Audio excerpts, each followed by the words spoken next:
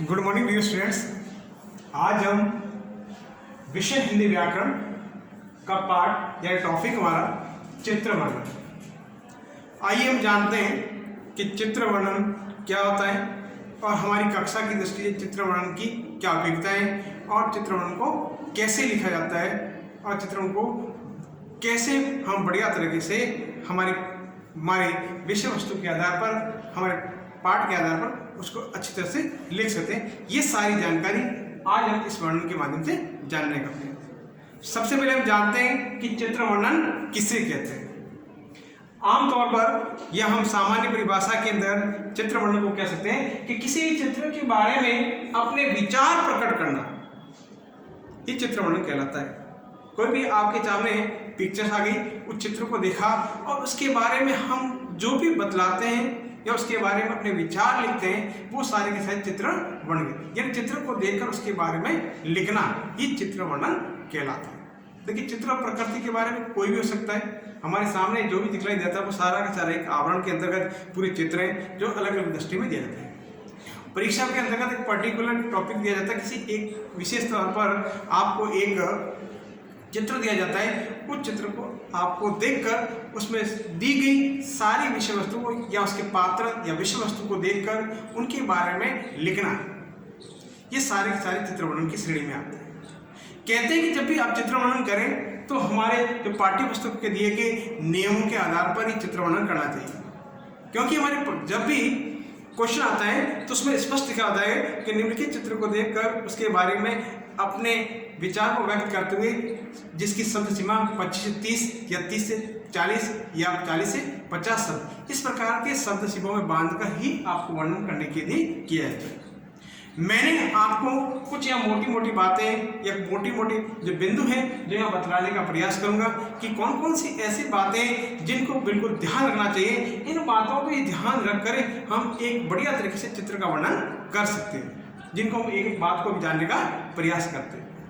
देखिए, चित्र वर्णन के अंतर्गत चित्र के अंदर जो आने वाले विषय वस्तु, पात्र या उसका जो भी उसमें जो हमें दिखलाई देता है उसके बारे में हमें एक सटीक जानकारी देनी चाहिए। हमें चित्र के अलावा कोई भी कल्पना से बने हुए या अपनी मन की मर्जी से कोई इसमें किस प्रकार की बातें, बेतुकी बातें निकलेंगी। जो आपको उस पात्र में दिखलाया जाता है उसके बारे में बिल्कुल स्पष्ट करना चाहिए। अनाप शनाप बातों से बिल्कुल बचना चाहिए। बहुत सारे स्टूडेंट क्या करते हैं, चित्र अलग है और दूसरे के बारे में अपनी बातें लिखना शुरू कर देते हैं। तो देखिए, जब चित्र से उसका कोई रिलेटेड नहीं, रिलेशन नहीं है, ऐसी ही बातें या अनुपयुक्त बातें इससे कहा जाता है और उपयोगी बातें कहा जाता है, इस प्रकार की बातें लिखते हैं तो वो चित्र वर्णन अच्छी तरह से नहीं बन जाता, जिससे एग्जामिनर आपके नंबर काट देता है या उसको समकक्ष नहीं मानकर उसको काट देता है। तो आइए अब हम जानते हैं कि कौन कौन सी ऐसी बातें जो चित्र वर्णन करने से पूर्व हमारे दिमाग में होनी चाहिए या हमारे ध्यान में होनी चाहिए। उसके आधार पर जो भी हमारे सामने एक चित्र दिया जाता है उस चित्र को बढ़िया तरीके से उसके वर्णन हम कर सकते हैं। अब देखिए, बालक के सामने जब भी कोई चित्र दिया जाता है तो बालक सबसे पहले चित्र का अवलोकन करता है, यानी चित्र को देखता है कि चित्र किसका है। फिर बाद में उसमें प्रत्येक विषय वस्तु को देखता है कि चित्र के अंतर्गत किस किस के चित्र दिए गए, क्या पात्र दिए गए, ये हमें क्या मैसेज दे रहा है, या इसमें और कौन कौन है। ये सारी बातें उस पर जब फोकस करता है तो सारी अपने दिमाग के अंदर पूरी की पूरी संग्रह करता है, कलेक्ट कर देता है। उसके उपरांत जो भी बातें होती हैं उन बातों के आधार पर एक व्यवस्थित क्रम से लिखने का प्रयास करता है। तो आइए अब हम कुछ बातों को जानने का प्रयास करते हैं कि जब भी हमारे सामने कोई भी परीक्षा के चित्र वर्णन के बारे में जाए या कोई भी चित्र दिया जाए, उस चित्र को हम बढ़िया तरीके से कैसे लिख सकें, उन बातों को इस बातों के माध्यम से जानने का प्रयास करते हैं। आइए, सबसे पहले हम कहा गया है कि चित्र वर्णन कैसे करें। अब चित्र का वर्णन कैसे कर सकते हैं। हमारे सामने बहुत सारे चित्र आते हैं, उस चित्र को हम किस प्रकार से देखें और उसमें से कौन कौन चीज़ें, विषय वस्तु उनको अधिक जान सकें और उसके बारे में किस प्रकार से लिखें, उसके लिए बातें हमारे अति आवश्यक जानना अति आवश्यक है। सबसे पहला बिंदु है, पहला बिंदु कहा गया कि सर्वप्रथम यानी सबसे पहले चित्र का ध्यानपूर्वक अवलोकन करें। अवलोकन से तात्पर्य उसको देखें। जो आपके सामने जो भी सीनरी आ रही है, पिक्चर्स आ रही है, चित्र आ रहा है, उसको ध्यानपूर्वक देखना है कि चित्र किसका है। फिर कहा गया है कि चित्र को गहराई से माने बिल्कुल स्पष्टता से सिखा गया है, इसे देखने से पता चल जाएगा कि इसका मूल विषय क्या है, ये किसका चित्र है। मूल विषय तात्पर्य कि भाई किसका चित्र है, हॉस्पिटल का चित्र है, खेल के मैदान का चित्र है, या किसी सीनरी का चित्र है, या किसी पहाड़ी इलाके का चित्र है, या किसी स्कूल का चित्र है, किसी वाहन का चित्र है। यानी आप जब उसको गहराई से देखोगे, बिल्कुल घनिष्ठता से देखोगे, तो अपना पता चल जाएगा कि चित्र किस विषय वस्तु से आधारित है। फिर कहा गया है कि उसका मूल विषय हमें पता चल जाएगा, अथवा यह किस घटना पर आधारित है उसके बारे में बिल्कुल स्पष्ट जानकारी मिल जाएगी कि भाई चित्र किसका है। बिंदु संख्या 2, चित्र का विषय भले ही एक हो परंतु उसके कई वस्तु एवं पात्र हो सकते हैं। भाई चित्र एक भी सकता है और चित्र के अंदर बहुत सारे आ सकते हैं। जैसे कोई स्कूल का चित्र है तो स्कूल की देखिए, स्कूल की बिल्डिंग होगी, स्कूल के बच्चे होंगे, उसके स्कूल के कार्यालय होंगे, इस प्रकार के बहुत सारे आपको एक बार उसके अंदर दिखाई देंगे। तो देखिए उसके बिल्कुल पात्र होंगे, तो इसीलिए कहा गया पात्र है। यदि किसी हॉस्पिटल का है तो वहाँ देखिए नर्सिंग स्टाफ होगा, स्ट्रक्चर बना होगा, हॉस्पिटल का पिक्चर होगा, तो इस प्रकार की बहुत सारी उसमें बातें होंगी, तो उनसे पता चल जाता है कि भाई ये चित्र किस पर आधारित है, ये किसका है। तो इसीलिए कहा गया है पर चित्र एक भी क्यों ना हो, उसके अंदर बहुत सारे पात्र होते हैं।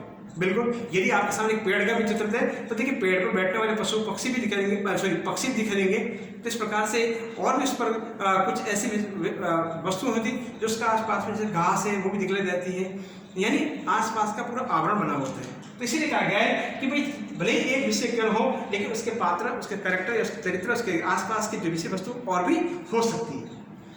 चित्र वर्णन में उन सभी वस्तुओं को पात्रों का वर्णन में स्थान देना चाहिए, स्पष्ट कहा गया कि भाई जिससे रिलेटेड चित्र है उसमें यदि छोटे छोटे और भी उसके कैरेक्टर या पात्र हैं तो उनको बारे में भी उस चित्र वर्णन किसमें लिखना चाहिए, हमें उनको नहीं छोड़ना चाहिए। यदि वो उससे रिलेटेड है तो उसमें जुड़ा चाहिए।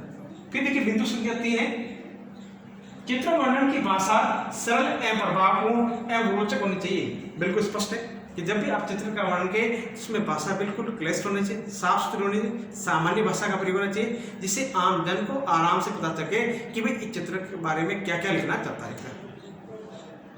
आप एग्जाम में लिखें, बिल्कुल स्पष्ट लिखें, उसके बारे में लिखें, सरल भाषा का प्रयोग करें, इजी जो भी लैंग्वेज बनती है उसको लिखना पड़ेगा। डिफिकल्ट वर्ड, कठिन वर्डों का शब्दों का प्रयोग इस प्रकार के चित्र वर्णन में नहीं करना चाहिए। फिर कहते हैं कि प्रभावपूर्ण होना चाहिए, रोचक माने इंटरेस्ट करने वाली चाहिए, जब भी कोई भी पढ़े तो उसको बड़ा इंटरेस्ट होना चाहिए, ये वास्तव इसके बारे में इसने लिखा है, ये चित्र में क्या क्या चीज़ है। हमने पिछली कक्षाओं में भी देखा है चित्र वर्णन के बारे में। तो देखिए यही चित्र वर्णन है, पुनः वही बातें होती हैं, हमें कुछ बातों को नई बातों के साथ उसको जोड़कर वापस आगे उससे एक विस्तारित बड़े रूप में लिखवाने का प्रयास किया जाता है बड़ी क्लास में।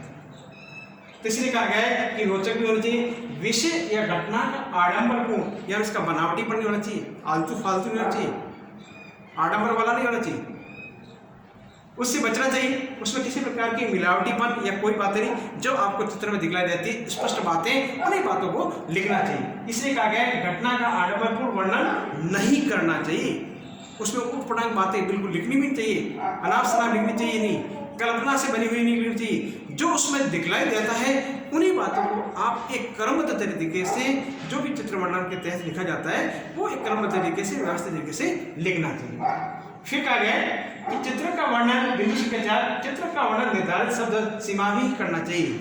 यानी जितना एग्जाम में पूछा जाता है शब्दों की सीमा कि भाई निम्नलिखित जो चित्र है उसको 30 से 40 शब्दों में लिखना चाहिए, तो 30 से 40 शब्दों के मध्य ही उसका जो पैरा बनता है तो उतने ही शब्दों के अंतर्गत ही उसका वर्णन आपको करना चाहिए, बड़े डिटेल से करने की आवश्यकता नहीं। इसलिए कहा गया है कि शब्दों की जो निर्धारित सीमा है, जो फिक्स शब्द बनाए गए, उन शब्दों के अंतर्गत ही आपको वर्णन करना चाहिए। बिंदु संख्या 5, मूल विषय से भटकना नहीं चाहिए। मूल विषय से तात्पर्य जो आपका चित्र बना हुआ है उस चित्र के बारे में ही आपको वर्णन करना है, उस चित्र से रिलेटेड ही आपको बातें लिखनी है। उस चित्र से रिलेटेड नहीं है, अनाप शनाप बाहर की बातें भी, बहुत बारी बातें होती हैं, अलग बातें भी आपको पता होता है, लेकिन ऐसी बातों को चित्र से जोड़कर कभी नहीं लिखना चाहिए। इसलिए कहा गया है जो मेन सब्जेक्ट है जो हमारा चित्र का, उसी को आपको लिखना चाहिए। चित्र से रिलेटेड जो बातें हैं जो हमारी इस पिक्चर्स में दी गई है, चित्र में दी गई है, उन बातों को लिखना चाहिए। इसलिए कहा गया है कि उस विषय से अलग की बातों पर नहीं लिखना चाहिए, इसलिए उसने कहा है कि भटकना नहीं चाहिए, और जो भी चीज़ें हैं उससे संबंध से लिखने वाली जो बातें हैं या उससे रिलेटेड रखने वाली जो बातें, उन बातों को ही चित्र वर्णन के अंतर्गत लिखनी चाहिए। लास्ट बात कहता है कि जो बातें चित्र में नहीं ली गई है बिल्कुल स्पष्ट है। बहुत सारे बच्चे क्या करते हैं, चित्र के अंतर्गत कोई किसी प्रकार का उससे रिलेटेड है ही नहीं और अनाप शनाप लिखना प्रारंभ कर लेते हैं अपने बड़े लिखने के चक्कर में।